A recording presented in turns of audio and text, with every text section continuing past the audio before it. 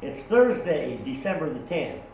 Lake level's about 914. It's been pretty steady there, and water temperature's kind of all over the place. It's actually been warming up quite a bit the last few days.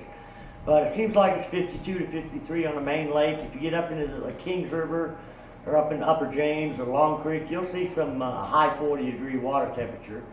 But I got a special guest here with me, and we're actually down here at Chalet on the Lakes at Table Rock Lake, and I've got Justin McClellan with me, and we're fishing a little event down here. What do we got, 9 boats? 9 boats.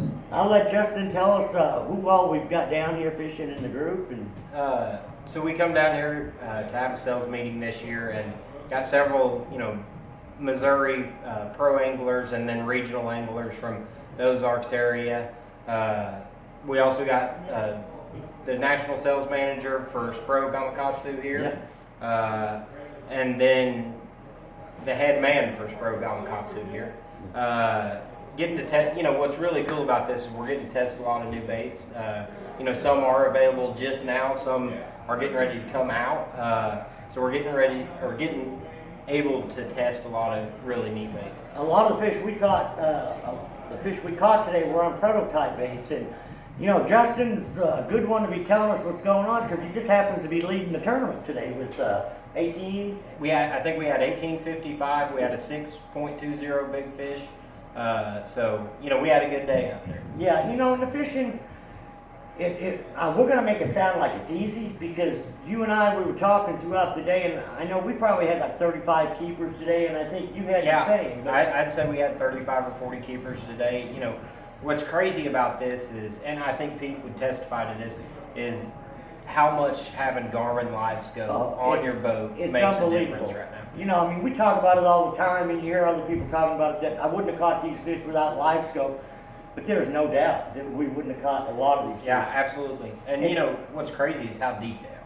Well, I've never seen them this deep, so many of them, and we talked about the conditions today and how many fish we caught. I've been struggling 3 or 4 days up to the event. I had a couple places I found groups of deep fish, and they seem like they're in the center of the guts. And I know if you see on Facebook, a lot of the other guys are catching them the same way in the center of these deep guts.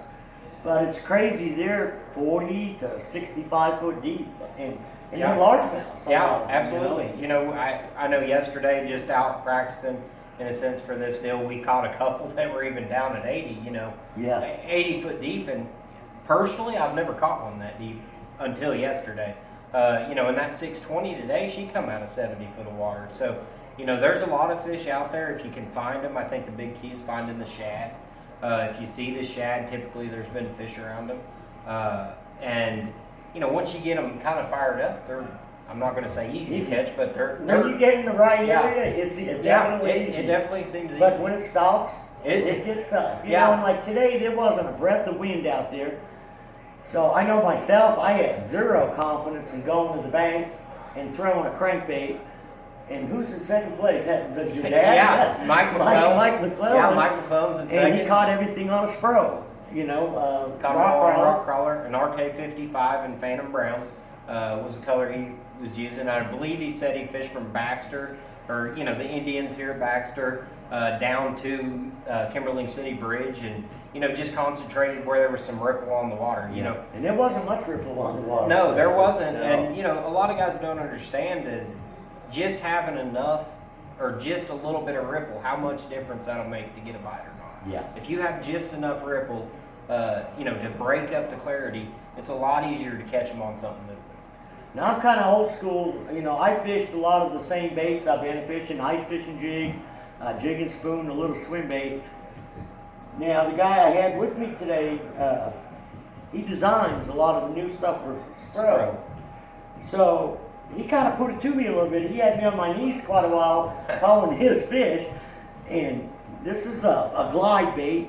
Probably similar to, we used to call it the old gay blade. He caught several on this, and this is a spoon that they're going to be coming out with. Now, this stuff's probably not going to be available for a year. The spoon, if a guy wanted it, he could get them now.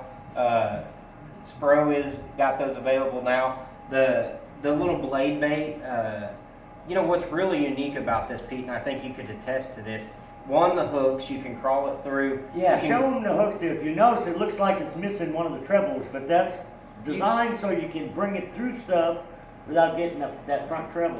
And the other thing, that all of us have thrown a blade bait in the Ozarks for, quite some time now, and nobody's ever had one that's like got a real nice custom paint job Yeah. on it. And this bait's going to be available in 6 or 8 colors, and there's a couple colors that this is going to be available in. Hold that up a little bit so I can see that.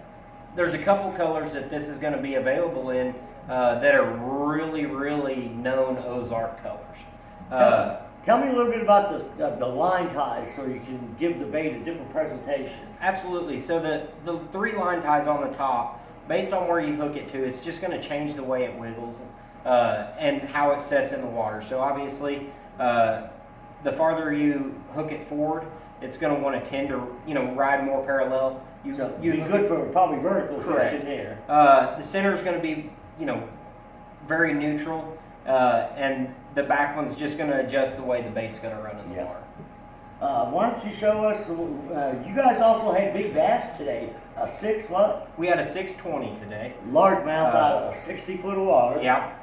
So our primary baits that we caught all our fish on, everybody here in the Ozarks is used to, jigging a spoon, when they're deep, or the Rapala ice fishing jigs become really big. But over the years, I've got a lot of confidence in just a horse head, or spinner head, whatever guys want to call it. Now is that a Spro bait or who makes that horse head? So this horse head here, it is a prototype currently. But what's so unique and where guys mess up, I believe, with the horse head, if you go buy a horse head out of the package, it's going to have a pretty good sized blade on it, especially when you get up into the 3/8 or the ½ ounce size. One thing I found to do is put a smaller blade on it. Okay. Just the blade's going to turn a little easier. Won't take as much movement. Correct. You won't have to move it as Correct. much. You won't have to move it as much, and the bait will fall a little faster. So if you're trying to get it really down deep, it's going to sink a little quicker. And also just the profile. So many of the fish that you're catching right now are throwing up, little tiny. Yeah, about an inch, Yeah. inch and a quarter Yeah, long shad. And something like that with a really small blade on it is going to be more the size of that bait fish. Yeah. One thing I found this week, and it appears that you're kind of figured out the same thing, is these fish will bite a boot tail swim bait on a horse head. They'll bite it, but they won't go ahead and eat it. So what we did, when we started practicing and messing around with this stuff, is we put this 3.75 inch big bite jointed jerk minnow on it, and it's more of a fluke style split tail bait. So it doesn't have as much Natural action. natural it's more shad natural. color. Yeah, it's a more natural shad color. It doesn't have as much action. So this bait, doesn't move a lot of water. It's got a little bit of a blade on it. So what I focused on with this is there's a lot of fish out there over really deep water that are only 15 to maybe 30 foot down. Those fish were the fish that we would target with the horse head. They would come up and get it. You don't want to let it get too close, because if you let it get too close to them, they will shy off from it. If you'll Just keep trying to pull it away from them about the time. Correct. About the time they're coming up to it, try to get it away from And them. without live scope, you're not seeing any of this. Correct, You don't know. correct. Yeah. And I also have seen, try to keep it about 10 foot above them. If you have live scope or the Yeah. capabilities to do it, try to keep it about 10 foot above them. So when you start seeing it sink on your forward facing sonar, Yeah. try to keep it above them. But here's something that I know a lot of guys aren't doing. Everybody thinks a horse head is a bait that you have to cast and reel Reel? in. Nobody that I know of personally. And now, I don't know if I've ever just Yeah. basically vertical fished So- it or dead stick. Did you? Correct. So, the Demiki rig has become a really big deal here in the past several years. The horse head can also be a bait that's really, really, really good to fish vertical. What's nice about it is when you tie this on and it sits in the water, it's going to set horizontal, just like a Demiki rig does. But what's cool about this is when you drop it down to the fish, you have a little enticement with the blade. Yeah. And then Give off a little flash. correct. if you drop it down there and they're not into it, you can lift it. And every time you lift it, that blade's going to turn, and I'll add a little more flash. Just adds a different look that these fish aren't used to using. So if it's not something, or used to seeing, if it's not something that if you haven't tried it, I would highly recommend to give it a shot right now. And a point that you made that I can't emphasize enough with people when I take them out, even if you don't have live scope, you've got 2D sonar, is keeping that bait above the fish. Correct. I mean, I don't know what it is. Maybe it's the way the bass, their eyes are.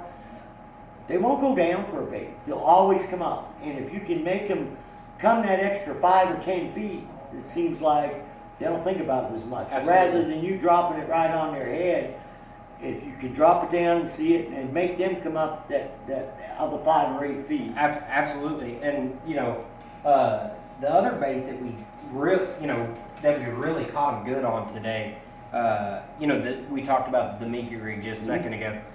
So in a sense, is a Demiki Hold rig. that up a little bit. In a sense, this is a Demiki rig. It's just a 3.75 inch big bite jointed jerk minnow. We have this paired with a 3/8 ounce big bite swimmer head, is what it's called. Both of these baits are available now. All the local retailers in the Ozarks, for the most part, carry these. And what's so great about this swimmer head, and Pete, you can see this, and you guys can see this too on camera, it's got a small hook in it. Yeah. So if you're throwing this on 6-8 pound line, you're going to be able to drive that hook into a fish's mouth, where so many other jig heads have way too Especially heavy at that depth. I think that's huge. Absolutely. Having a fine wire hook because you got line stretch, you're down there 50 foot. Absolutely. Uh, For sure. But that, is in a sense is the rig that's become so popular. Yeah. Why don't you read us off the results of the weights here? We got one more day to go. Hopefully Justin and Michael will stumble a little bit here, and I'll have a chance to catch up. Okay, so 1855 is the current leader. Mike McClellan had 1570 today. He caught all those shallow on a rock crawler. Rock crawler. We had 3 guys that had the exact same weight. Yeah. Pete, one of you, you being included in that group with 1450. 1450. All 3 of those guys, Pete caught them deep. Ryan and Matt, and they caught him on a rock crawler today, and had 14.5 pounds. And then Aaron Stanfield and Carl Carson, they caught them deep as well. So there was a really mixed bag of what guys were able to do. A lot of quality fish weighed in. A lot of good largemouth. Yeah, a lot of good largemouth. It seems like there are some largemouth starting to show up again. That seemed like they were disappeared. And something like this, I mean, as much time as I spend on this lake, I actually learned something today too, because with the conditions like they were, I wouldn't have thrown that rock crawler all day. Absolutely. But you got to commit yourself to throwing it. Absolutely. And like you say, 3 of the guys that are up in the top 5, Yeah. all caught them on rock crawler. Absolutely. And what's so cool about this deal, what we're doing is, we got a lot of prizes and stuff for this. Yeah. We got an award for big largemouth. Yeah. An award Big for smallmouth. big smallmouth, big spot or mean mouth. Plus, we get to try out a lot of we the get newest to product.